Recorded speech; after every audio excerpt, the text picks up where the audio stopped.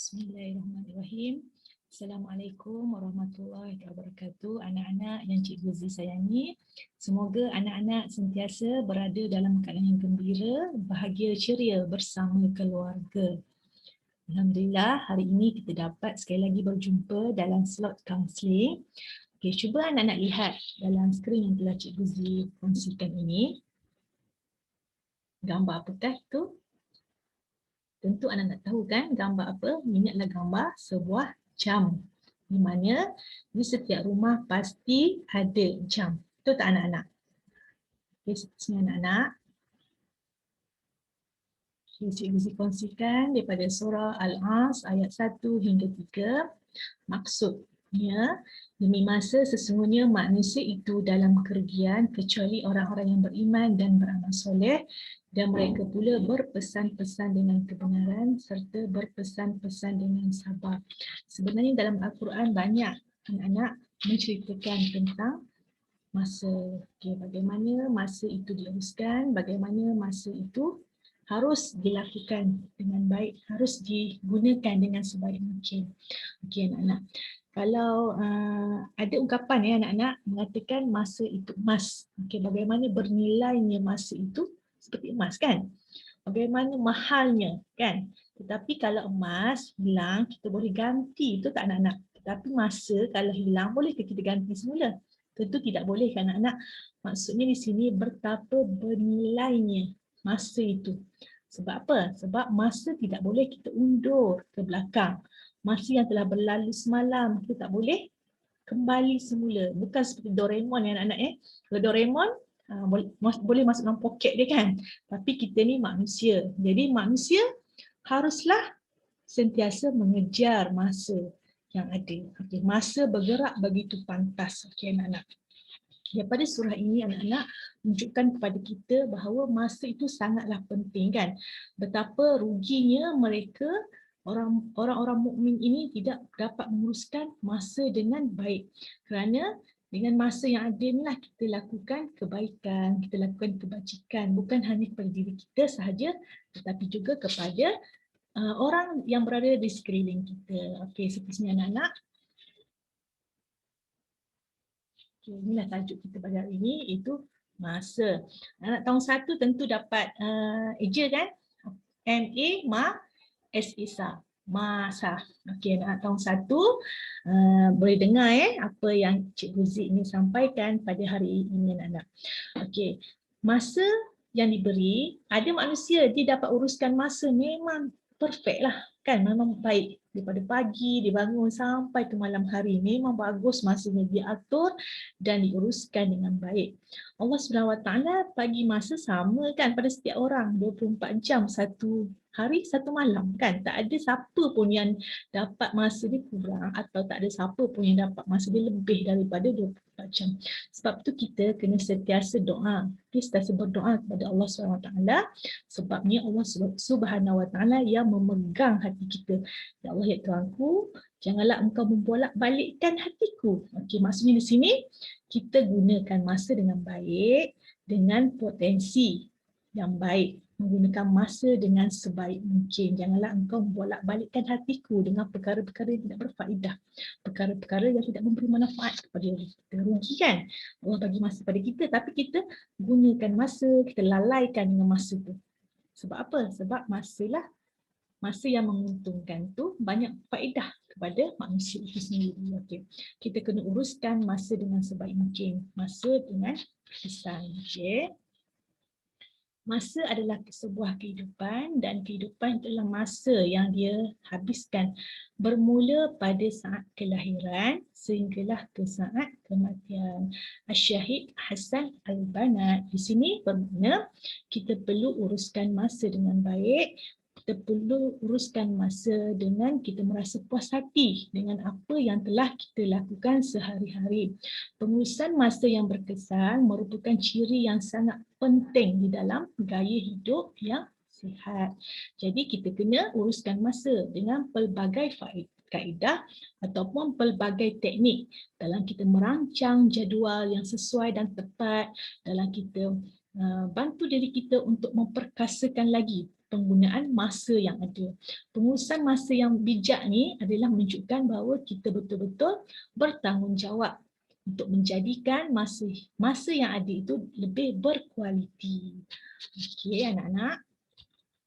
Okey, jadi itulah tajuk kita hari ini, iaitu masa, pengurusan masa kan. Cara menguruskan masa dengan sebaik mungkin, cara menguruskan masa dengan bijak, cara menguruskan masa dengan bermanfaat. Bagaimana kita nak bahagikan aktiviti harian kita kan untuk kategori. Kategori belajar kan. Kategori bersenam, rehat minda. Okey. Jadi dalam setiap urusan masa tu, dalam jadual harian kita tu, kita kena kategori-kategorikan lah. Kita kena hadkan masa berapa jam kan. Berapa jam sehari kita nak lakukan perkara tu. Okey. Sebab tu kita kena ada diary kan, ada catatan. Okey, di sini Cikgu Zee kongsikan lah untuk anak-anak. Mungkin anak-anak tahun 6 lebih arif kan, lebih tahu. Sebab anak-anak tahun 6 mungkin dah buat lah. Okey. Walau bagaimanapun kita sama-sama belajar. Okey. Antara cara yang perlu dilakukan oleh anak-anak sekalian, pertama iaitu kena bahagikan masa. Bahagikan masa yang ada. Bagaimana kita nak bahagikan masa? Allah SWT seperti yang Cikgu Zee cakap tadi telah bagi masa kepada kita sama tu tak? 24 jam sehari semalam, tak ada yang terkurang, tak ada yang terlebih. Walau bagaimanapun, dengan masa yang ada ni, ada juga mereka yang lalai sebenarnya kan. Contohnya, ada individu tu 5 jam memang dia guna untuk belajar kan, gunakan untuk menuntut ilmu, guna dengan berfaedah. Ada setengah orang tu, ada individu tu, dia guna masa 5 jam untuk apa? Tidur di siang hari contohnya, untuk dia lepak dengan kawan, ataupun untuk dia buat perkara yang melalaikan lah. Jadi orang sebegitu dia dah rugi betul tak? Sebab dia tak boleh nak bagikan masa dengan sebaik mungkin. Okey, seterusnya sediakan jadual. Okey. Biasanya kita anak-anak ni mungkin tak nak pun buat jadual kan. Fikir sendiri je lah berapa jam nak belajar kan. Tapi sepatutnya kita secara bertulis lah. Sebab dia lebih apa? Lebih efektif sebenarnya bila kita buat jadual ni secara bertulis sebenarnya. Sebab dia lebih kemas kan. Bila kita buat jadual secara bertulis lebih kemas, dan kita sediakan jadual ni, jadual yang ringkas je sebenarnya. Jadual ringkas yang boleh kita lakukan setiap hari tu. Apa yang kita nak buat setiap hari tu. Jadual ni sebenarnya adalah titik kayu ukur untuk kita dalam menguruskan masa kita dengan sebaik mungkin. Jika kita jika anak-anak ikut jadual yang kita tetapkan itu menunjukkan haluan yang betul untuk kita menguruskan masa. Okey, seterusnya senaraikan tugas. Apabila kita dah ada jadual, kita senaraikanlah tugas apa yang kita nak buat daripada kita mula bangun tidur sampai kita tidur malam kan. Sebab tu ada setengah orang tu memang dia muhasabah diri dia. Sebelum dia tidur, duduk dekat tepi katil, dia ingat balik apakah tugas yang dia telah jalankan daripada bangun tidur sampai ke malam hari. Dan kita berharap anak-anak semua, Cikgu Zee pun dan anak-anak lakukan setiap tugasan itu dengan baiklah, lakukan supaya ia memberi kebaikan pada diri kita, kebaikan juga kepada orang lain kan. Sebab kita tahu masa yang ada ni kita kena selesaikanlah tugas-tugas kan, apa kita nak buat. Sekarang ni PDPR kan, berapa kita belajar, pukul berapa kan masa dia. Okey, seterusnya tentakkan jaga masa. Tetapkan jaga masa ni seperti tadilah Cikgu Zee kata, bila kita dah senaraikan tugas, kita dah ada tempoh masa dia berapa jam. Contohnya daripada pukul 8 sampai pukul 9, berapa jam dah kita belajar. Okey, berapa jam dah kita menuntut ilmu waktu tu. Okey, di sini anak-anak kena jangkakanlah masa yang sesuai, masa yang perlu anak-anak lakukan aktiviti tersebut. Perlu catat kan? Perlu catat berapa jam anak-anak dah mengulang kaji pelajaran pada hari itu. Masa yang ditetapkan itu bergantung sebenarnya pada diri masing-masing. Bagaimanapun, kita boleh fleksibel lah dengan masa yang kita nakkan ikut kesesuaian kita kan. Okay. Kalau hari yang ada PDPR, anak-anak ikutlah jadual yang telah cikgu bagi tahu dalam grup WhatsApp tu kan. Tapi sekiranya kalau hujung minggu, anak-anak bolehlah ikut mana yang perlu anak-anak lakukan kan. Okey, seterusnya kurangkan pembaziran masa. Okey, anak-anak kena tengok mana yang perlu anak-anak kurangkan dalam pembaziran masa ni. Contohnya apa? Contohnya hari tu anak-anak rasa terlalu banyak masa yang anak-anak bazirkan. Okey, masa bazirkan pergi mana? Masa yang anak-anak bazirkan pergi bermain contohnya kan. Dah dalam 3-4 jam satu hari anak-anak habiskan masa untuk bermain. Sepatutnya masa untuk bermain itu anak-anak kena kurangkan lah. Bila anak-anak kurangkan masa untuk bermain, elakkan pembaziran masa, anak-anak penuhikanlah masa itu dengan berfaedah. Contohnya masa itu adalah masa untuk anak-anak membuat membuat latihan kan. Jadi anak-anak lebihkan masa di situ, masa untuk anak-anak belajar supaya anak-anak dapat mengatur dengan baik. Okey, seterusnya keperluan dan kehendak. Mana keperluan, mana kehendak. Okay, contohnya, anak-anak rasa hari ini anak-anak perlu pergi ke kedai. Padahal anak-anak dah ada pensel.